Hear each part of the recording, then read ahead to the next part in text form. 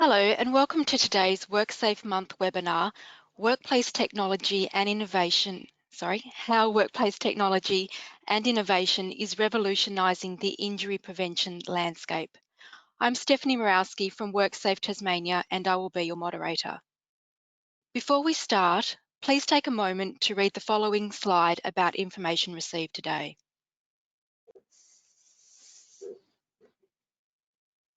I will now go over housekeeping. Here is a screenshot of the attendee control panel. You should see something that looks like this on the right hand of your screen. You're listening in using your computer speaker system by default. If you would prefer to listen over the phone, just select telephone in the audio pane and the dial-in information will be displayed. Webcams and audience microphones will not be used in today's webinar. Questions will be taken at the end of the presentation. Please use the questions pane on the control panel to type and submit your questions. As well, videos will be played during today's webinar without sound. Instead, they will be narrated by the presenter. Finally, today's webinar is being recorded. I would now like to introduce your presenter, Rhys Cooper, Chief Operating Officer from Longitude 6. Rhys is a passionate people risk management professional who thrives on designing and implementing result-driven solutions for organisations to mitigate workplace injuries. Through 15+ years experience working with global organisations across safety, occupational health, injury prevention, recruitment, workers' compensation, health and wellbeing, it is Rhys's belief for an organisation to achieve operational excellence, there must be a strong culture and clear investment in its people. Welcome, Rhys. Thank you, Stephanie, for the introduction. So I'm certainly excited to be part of WorkSafe Tas Month 2020 and to bring you all this webinar today. So firstly, good morning and thank you for kindly tuning in for today's session. So Stephanie mentioned, my name is Rhys Cooper and I represent a company called Longitude 6. And today, in conjunction with our local delivery partner, Sears & Buck, I'll be providing you what I think are some really interesting concepts and points of discussion on how workplace technology is changing the injury prevention landscape. And when I say is, I also mean could, because as you may already know or get from today, workplace technology is the here and now, but also is rapidly evolving and becoming more and more the norm when it comes to addressing workplace injury prevention and safety. I'll provide a little bit more context on who I am and briefly who is Longitude 6, which will help with a lens on today's topic. But I did want to say up front that I've chosen this topic for today because I felt it was important not to provide a technical session on the ins and outs or the science and research behind a particular technology. There are many others better versed than me to do so. Instead, I wanted to give those of you who perhaps have limited or no experience with technology in a workplace environment on what is out there at the moment, plus some concepts and ideas on use, particularly in respect to the people that you employ and or the jobs and tasks that they perform. So in terms of today, just a quick overview of the, oops, I've gone one slide too far, there we go. The agenda for today. So briefly, just about a little bit of my background, who is Longitude 6. I want to talk about this workplace risk ecosystem context, or you may have heard it in other words as the employee life cycle, particularly how these functions of an ecosystem connect or sometimes don't connect so well. Also want to introduce you to some of the power of workplace technology, examples of what's out there, and also to talk through a couple of demonstrations of two particular technologies. Also the benefits, what are the benefits of those technologies and the common failings that organizations may have faced that we've seen from our experience. And to finally wrap up, what are some of those important concepts or considerations that an organization may be facing when they're looking to implement new technology into their workplace to help prevent injuries. So we are just going to jump in to a poll to kick things off. So I think it's nice to kick off with a poll just to get a bit of a flavor and sense of the experience of the participants today with workplace technology. So you'll see that question there, and it simply is, which of the following options best describes or matches your experience with workplace technology? All right, thanks, So Rhys. you're going to take over there? Yes, Okay, yeah, thanks, absolutely. Stephanie. Oh, whoops, we'll go back. I'll launch the poll.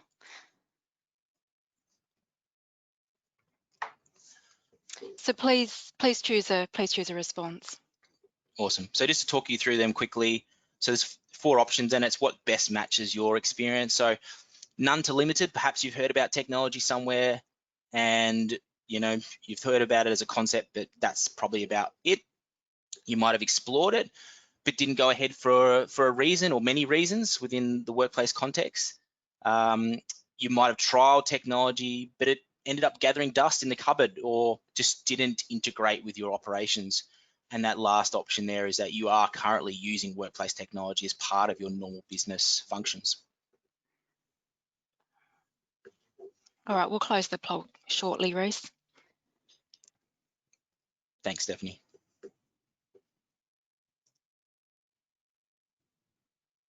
I'll close the poll and share the results. Awesome. Okay, so just on quick observation, we've got obviously a mixed response, which is expected. Good to see a fair proportion of the audience have used or are currently using technology as part of their normal business operations, which is fantastic. And certainly we do have a proportion of people who do have limited experience with technology or might have explored it but didn't go ahead. So that's nice for me, particularly get some sensibility on the audience today. And when I speak to certain parts, I'll certainly reflect on that. So that's it's a good overview. Thank you all for participating with that.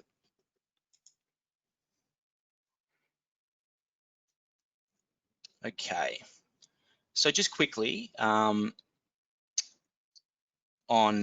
myself, like not to rattle on certainly, and Stephanie provided a beautiful overview, so thank you for that, but just for perspective on how I see today's topic. So I've been involved in workplace health and safety and occupational health for 15 years or so, which in itself is a scary thought. But over this period, I've had the great fortune working for and with fantastic organizations, initially for the first part, 8 years or so in that, what I call that more reactive side of the injury fence in workers' compensation, predominantly at an insurer claims agent level, but also in a consulting capacity. But more recently, the second part of these 15 years that I've been in my working career, focusing on energies and my passions on true injury prevention solutions, working across occupational health, pre-employment, and other proactive types of health and wellbeing programs. So these learnings just allowed me to now be immersed in what I believe is a really exciting time of opportunity and development with the use of technology to better inform decision making for you all. So that's enough about me, but just quickly on Longitude 6, again, just for some context. So Longitude 6 is a relatively new global organization formed predominantly to bring the world's best-in-class workplace technology and injury prevention solutions to the market. Our goal here, like many others, is to help organizations build and equip themselves to reduce the impacts and costs of workplace injuries. We do this either in whole or in part, and by this I mean depending on the need of an organization. It could be one solution from a single technology or use of multiple technologies, all informing and interacting with each other where possible in real time to inform risk decision making. Always when considering technologies, our core focus is about the needs and challenges of an organization through this employee lifecycle approach. So that's a good segue to talk about the workplace risk ecosystem. So you'll see by this diagram on this slide, there are many facets to how an employee may move through the different functions of a business from the time that they are recruited, through the induction to the site and the operational requirements, which may involve training, compliance, understanding SOPs, on-the-job learning, the list goes on, then right through to a place where none of us would wish for anyone, but of course this is the world that we're in, that is when a workplace injury occurs, stimulating a whole new set of interlinking functions of early intervention, workers' compensation, injury management, rehab, and return to work. What I think is important here, and not a groundbreaking thought, but perhaps at times lost, is the host of different organizational functions that a worker may be impacted by through their working life and how information and data gathered through this journey could be better used to protect the worker from injury in the first place, but also to help them return to work post-injury. I think we need to think about how an employee's health journey is better understood and supported for the future, particularly using data. So having data measure what has happened in the past is, in my belief, not good enough anymore.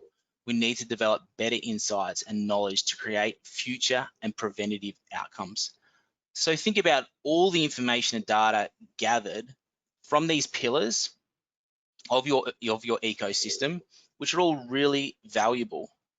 But does that data you have at the moment talk to each other in any meaningful way?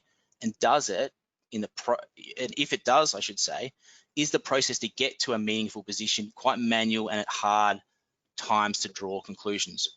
I think we need to start looking at how to align the physical capability of a person, their job demands, the environment they work, the process, psychological factors, and people's general state of mind day to day to ensure we can bring some real change to the current state that causes our injuries. By creating an informed system of objective data and aligning that to the people and their place in the business, decisions and supports, in my opinion, can be created that impact an individual's workplace, which will create an authentic ecosystem approach.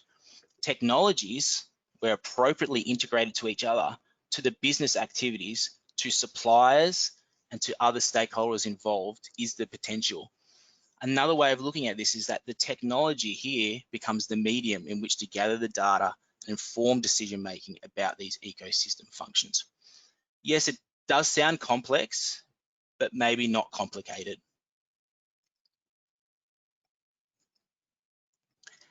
Now I wanted to share with you some of the categories of technology that are currently operating in a workplace environment and some typical use cases that we see. Not an exhaustive list by any means, but certainly comprehensive as a starting point, particularly if you're looking to explore what is happening in the marketplace.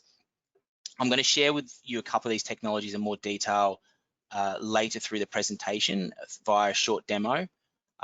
But to go over these 5 here just quickly. So motion capture technology. So motion capture technology has much been developed from elite sporting environments and essentially is a way of capturing evidence-based movements to assess function or dysfunction of an individual. In the context of a workplace, motion capture technology is a way of objectively establishing and informing you on the functional capacity of a worker. This is achieved through using typically a camera and running through a series of tests to capture the biomechanics of a person, whilst using artificial intelligence to assess mobility, stability, movement quality, among other things. So think of this in the context of both helping you establish whether someone has the physical capacity to perform a role, or in the context of establishing functional fitness for your existing workforce. Broadly speaking, some of the uses we see motion capture technology is in pre-employment screening, functional capacity evaluation, so FCEs, fitness for work, injury management, return to work, and rehab. So quite a broad spectrum of different uses. This will be one of the technologies I do demonstrate a little bit later, so we might pause on that one for now. The wearable technology, this is likely to be the technology that you're most familiar with due to the variety of products in the marketplace and the great advancements that have been made in relation to workplace usage. So typically, wearable technology in the sense of today is wearable sensors that are placed on the body. And they'll either look at analyzing the wrist movements of the job and the task performed, or use as a tool to support education, training, provide dynamic and direct feedback for a worker to help change behaviors and also to limit those at-risk or hazardous movements that a worker might be subjecting themselves to. The data captured through wearable technology can be extremely powerful and often highly advanced through the complex algorithms, but thankfully these are always presented back to the worker in real time through an app, usually, to digest information easily and to promote learning and feedback. Also, from an organizational perspective, data captured from wearable technology usually comes through in a detailed dashboard to an organization, which can be used to draw conclusions, information at an enterprise, a group, a division, site, or even a work group level. This is also the technology I'm going to demonstrate a little bit later, so again, I'll pause on that. But probably just to think about this technology when we come to it in the usage of developing task analysis, job dictionaries, risk assessments, induction, education, and training would be common uses of wearable technology. Computer vision. Now, computer vision is probably relatively new to most of you, or CV.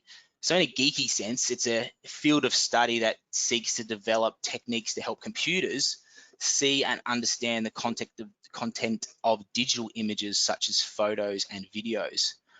So what does that mean in terms of workplace usage? I think about this technology as the ability to monitor your people and their interaction with assets and equipment to adjust and change behaviors so that critical risk scenarios are prevented. And this is not monitoring from the perspective of spying or trying to catch someone out. It's about monitoring to learn about behavior and also to prevent those injuries, particularly those of a serious nature.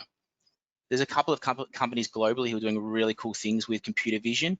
Yes, some of it's early days, but already there's a capacity to capture data, video or photo in a working environment to then use this data to learn from worker behaviors to inform decision-making on safety and people-related process, or using computer vision to avoid critical risk scenarios whereby a worker may be subjecting themselves unknowingly to an event or exposure.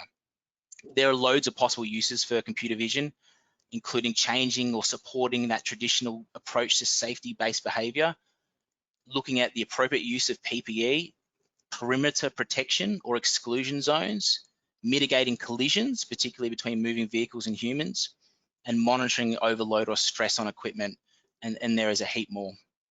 So it's a really exciting up and coming technology to watch out for to help prevent injuries, particularly those of a serious nature. Now, exoskeletons, they're super cool in my opinion, and again, relatively new in the usage in a workplace environment. I guess a simple definition of an exoskeleton is an external wearable framework or a device that augments or supports a human's natural physical ability. So yes, exoskeletons are typically seen as wearable technology, but for the purpose of today, I thought I would separate them just to give them their own airtime. In terms of injury prevention, exoskeletons that I feel are currently making really good strides are those designed to be worn every day, each day, that are at a minimum assist a worker when performing lifting tasks. You know, that's a given. You know, acts or engages with a worker on demand, so when necessary and only when necessary, and does not interfere with other tasks, and fits like clothing and doesn't have motors and batteries that can influence the ability to wear that comfortably or successfully. Personally, I believe there's a huge benefit for exoskeletons in the marketplace as the ability to reduce the short or acute injury and long-term degenerative impacts of physical related work. Lastly, health analytics and health analytics or health and wellbeing platforms or surveys are relatively common in this day and age. In recent times, have become a tool where organizations are using to get a map and a view of their workers' underlying health beliefs, behaviors, and barriers that may be driving or impacting on their well-being, including workplace injuries. It's absolutely, in my opinion, a positive step, and it feels like we're moving away from that standard engagement survey, which has historically been the only tool in which an organization would get a picture of their people. So when considering a health and wellbeing tool or platform or survey, have a think about what is important to your business and the culture that you want to understand. You know, example, health and heart disease risks, stress, nutrition, movement quality, fitness, and of course, insights into the mental health and well-being of your people. So I know I've moved through these categories pretty quickly. So if you want more information on any or all of them, we're more than happy to share that post today's webinar. Oh, I've just gone one slide too far. Okay. So before I demonstrate a couple of technologies, I do want to just have a think and talk to you guys about organizational challenges, and particularly in that context of the poll that we took earlier and some of the results that showed a percentage of you have either attempted to integrate technology, trial it, and for whatever reason, it may not have ended up in a sustainable solution. From my experience, there's a number of possible reasons for this, and I wanted to share with you some of those that are the most common. So products and services that are siloed. So some technologies in the marketplace you might find do a great job of gathering data on a single problem you're facing on one of those ecosystem functions we talked about before, but often will leave you scratching your head wondering how and when, where to apply this data. So it leaves you in a position where, wow, this is fantastic, I'm enjoying this, it's great, but what is it solving? What are you doing with that information? How is it integrating into your business functions? Another challenge we see is ad hoc acquisition protocols. Organizations, when they're facing the acquisition of technology, getting the right people involved in the initial phases of scoping or understanding its use. Or perhaps that technology is being trialed by an operations or site manager who doesn't have that strong background you need in workplace safety or injury prevention to really see the use or potential power of that technology. Another challenge and a common one that we see is a lack of support, whether that's a supplier or external, to help a company integrate the data and actions results with a defined strategy. Often a technology provided to an individual or a company as a trial will have a play and let us know how you go type philosophy. The unfortunate danger with this is that without a method or plan of how to integrate the technology to typical operational functions or to understand the outputs of the data, the technology or product can quickly gather dust. And lastly, multiple investments in concepts, technologies, and consultants. We see instances where companies have invested in technology or a concept, but have multiple functions, all with their own desires and problems to solve. Whilst the holistic approach to bringing people to the table for a discussion is a positive one, it can go slightly astray when departments are not sharing their strategies or projects.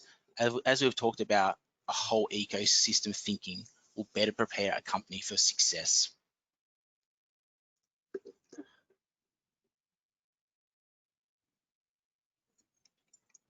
So now I just wanted to give you an overview on two technologies.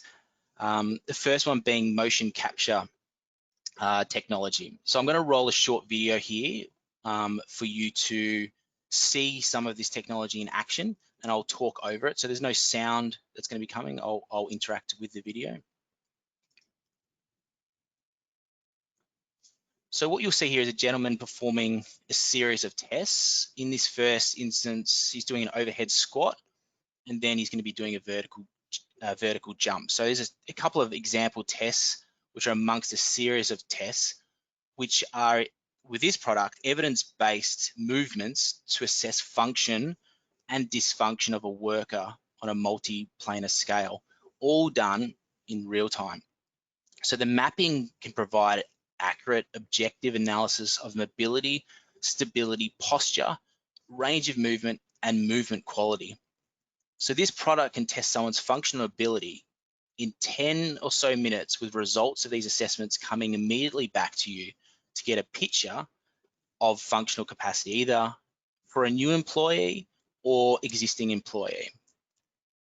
The ability to also provide outputs here through a scorecard, which you'll see here through that avatar, and a breakdown of risks to reflect any function or dysfunction in relation to balance, flexibility, core, dynamic posture, lower extremity power, functional asymmetry, and importantly, their susceptibility to injury. Now, all of that information is fantastic and very usable. What's important here is the context of it, how you would use that information in the perspective of understanding someone's ability to perform the requirements of a role. So we see this technology as important in many facets to match those workers correctly to the requirements of a job.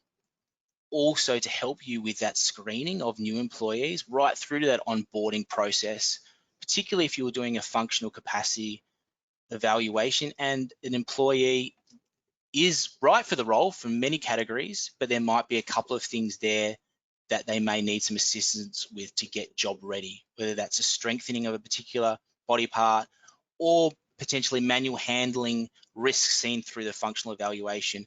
could provide problems, which will allow you to then better prepare that person for onboarding.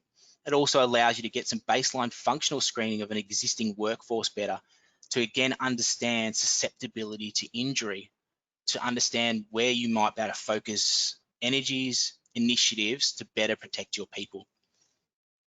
And also from a reactive perspective, allows you to analyze functional movement over the course of treatment for injured workers, allowing you to tailor treatment plans and also assist with return to work planning. So certainly there's lots of uses to motion capture technology, and that was just a few. Certainly, again, more information to be provided on this, this product at a later date. The second technology I wanted to talk to you about in more detail is wearable technology. So wearable technology, as I mentioned, is more common in terms of the usage in the marketplace. And what we're seeing here with this video, which I'll roll now, is the evaluation of workers performing their required job and the tasks, essentially to identify the risk factors exerted on different body locations. In this example here, you'll see that sensors are placed on the neck, the back, the arm, and the head, all gathering data dynamically. The sensors are picking up the data on these body locations in relation to flexion, extension, rotation, side flexion, again, all dynamically. From this data, a risk score can be calculated to understand the contributing factors of the role or job that this person is performing. Also allowing you to conduct pre and post risk control assessments, where you might be able to instruct someone on a behavioral change, a new piece of equipment to aid a job, or change in a process to see how this change impacts the risk score and exposure to the worker. To reiterate what I mentioned earlier, typical uses of wearable technology include gaining objective validated risk assessments and the analysis of physical work based on that complete cycle of a defined task, and breaking down those tasks as well. And also to help undertake site assessments of a task and identify risk upon repetitive motion and time spent conducting that activity. So again, looking from a holistic point of view of the duration of someone's shift. Whilst an activity for half an hour might provide you a score, a risk score, what is that score over a full shift, or that task being repeated multiple times throughout the working day? So again, that's a small sense of wearable technology, and I'm sure many questions come surrounding that. But again, think about it in the context of applying and analyzing risk movements of the jobs and tasks performed by your people. So motion capture technology is more about the person, and in this sense, wearable technology is about the job.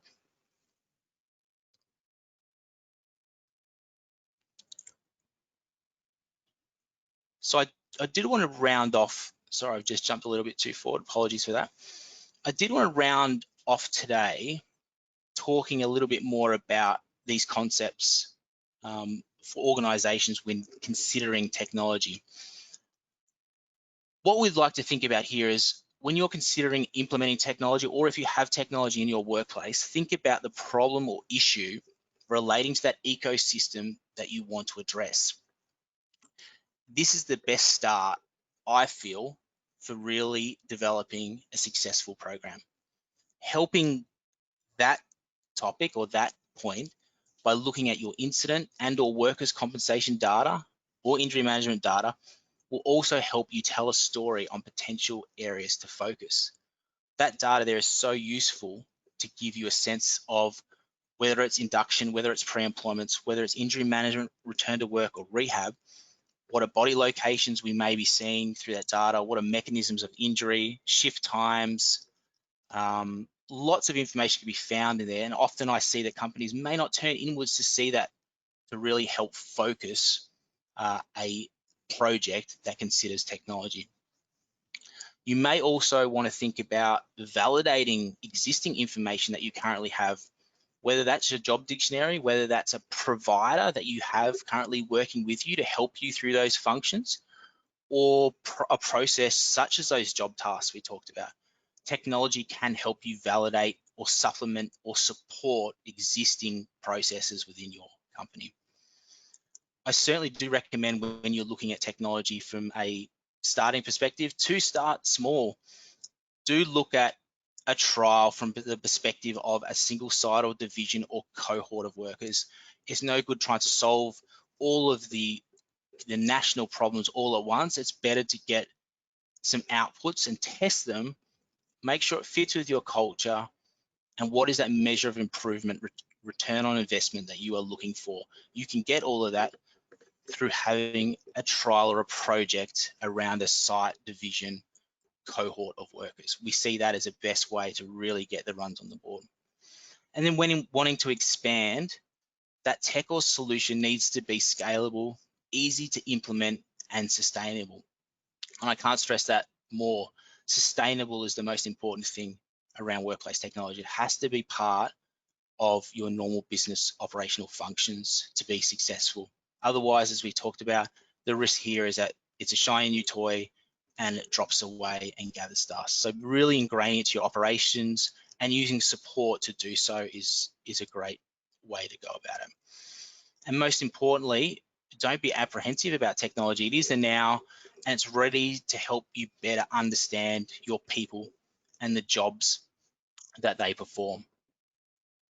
So in summary, thank you. I know I've got through a lot of information and that's a lot of me talking. I really appreciate you all listening to that webinar. Certainly there might be some questions that have come through that those topics, and welcome now to answer them, Stephanie. All right, thank you, Rhys. As Rhys said, we're now accepting questions from the audience. So please do type those questions into the questions pane on your panel. So a couple of questions have come in, Rhys. So the first question is, the technologies presented and description about their application, as well as ecosystem presented, seems focused on musculoskeletal injury prevention. Does Longitude 6 look at fatal risks prevention using workplace technology, or is the focus more around musculoskeletal risk? Yes, good question. So in the context of Longitude 6, we are a business that predominantly are looking at the musculoskeletal risks and injuries that are faced, particularly considering the high proportion of injuries, frequencies, costs associated with musculoskeletal conditions. Many of those technologies, and the vast majority, are focused on addressing musculoskeletal injuries. But again, there's the applicability to more of that serious injury, fatality, risk prevention as well. Particularly, you might have caught on around computer vision. I think computer vision is a technology which is developing rapidly in that space to help prevent those more catastrophic incidents and injuries. But yes, your question is correct in the sensibility of capturing the technologies today in terms of demonstration more around musculoskeletal risk. All right, thanks, Rhys. Another question. My experience has been that technologies are expensive and hard to use. Is that your experience? Look, I would say I'd agree with you from an early point of view. I think technologies in their early adoption phase were expensive, but I think a lot of development has happened in recent periods over the last few years to make them more cost effective. Whether they're hard to use, I guess that comes back again to the point around integration, training, support around technology, and this concept of thinking that an organization doesn't have all the answers immediately when it comes to how to use technology. So supporting an organization with the use to make sure that the data and risk that you're trying to achieve with the use is something that is sustainable. But certainly from a cost perspective, technology is becoming a lot more affordable when it comes to workplaces. All right, thanks, Rhys. And there's still time to submit your questions via the questions pane, everyone. Another question that's come in, Rhys, great info. Can you chat about the old "what is my privacy" chestnut? Yes, so the privacy chestnut, a really important question, and privacy around data is, is so vitally important. So when we're capturing information around people, the technologies have lots of tools around de-identification. So when you're looking at wearable technology around blanking or screening people's faces out if they don't want to be identified as part of the analysis of wearable technology, when it comes to functional screening and also capacity evaluation, again, it's around understanding what's the use. So if it's in the use of pre-employment screening, there's obviously consent and waivers around that to use that information to help support decision making. But also like to think that a lot of this information is valuable for the individual to understand more about themselves. So it's the ability to provide that information directly to a person to help, potentially use that with their own treating practitioners or allied health professionals, in a sensibility of a direct information sharing. But your privacy is certainly important and considered when using any technology. All right, thanks, Rhys. No further questions have come in, so actually, no, my apologies. One has. What industries do you work with to deliver these technologies? Yeah, again, another good question. So look, the answer to that is any industry that has a risk of an injury exposure, technology applies. Certainly what we see as industries that are most receptive to technology are those industries in manufacturing, particularly warehousing, distribution, transport, logistics, but really any industry that has a physical risk or an injury risk certainly would be someone that would consider workplace technology. All right, thanks, Rhys. We still have a few moments, everyone, but before the session ends, if you can please still type your questions in via the questions pane. And if people want to find out more information, Rhys, what's the best way to do that? So if Stephanie, I don't know if you can jump back, or I probably can do it myself, sorry. If you can jump back, you might want to take over. Sorry, Stephanie, that last slide had my details. And I'm sure WorkSafe Tasmania and Stephanie and the crew will share that post today. But yeah, either email or phone are ways to contact myself to hear a little bit more about some of the concepts and points we've discussed today. So there it is. All right, thanks, Rhys. Question has come through. Does the insurance company become involved in this as a way of reducing costs? Yes, and the short answer is yes. So we are seeing a lot more of insurer claims agent interest and activity around workplace technology, particularly around how they support their clients. So as you know, every insurer and claims agent has a portfolio of clients that they manage from a workers' comp perspective. And there's huge interest in how insurers can better support companies through injury prevention. And injury prevention is a broad term, but in relation to workplace technology, there is the ability to help support organizations through insurers, and that appetite is really strong to do so. So definitely the answer is yes, insurers are certainly becoming more and more part of this world. All right, thanks, Rhys. We've just had a comment come in, really interesting discussion, so thank you. Another question, you mentioned it was important to make sure you are well supported when buying technologies or implementing them. What would a good version of support look like? Yes, so support for me when implementing technologies is either through the supply or product partner that you are integrating into your business. So whether it's a technology or an injury prevention solution, that it's important that that organization allows a mechanism for you to get everything you need to really ingrain that technology into your workplace. So that is, again, the concept of buying a technology and being left to you to work out what to do with it. I think organizations have got to better wrap their arms around a workplace to support them in their journey of utilization of technology. And that might be through coming on site to support, that might be virtually, which is obviously more prevalent right now. But it's just a sensibility of, technology in itself can appear complex, and the particular data that is the output, and there is support out there for organizations to really get the best out of technology, is particularly where Longitude 6 comes into play. All right, thanks, Rhys. Question, do you work with businesses globally or just here in Australia? How quickly can we get the tech into our business? So yes, Longitude 6 is a global organisation. So we are Australian, so operations Australia, the UK and Europe, and United States. So we have clients through all those territories.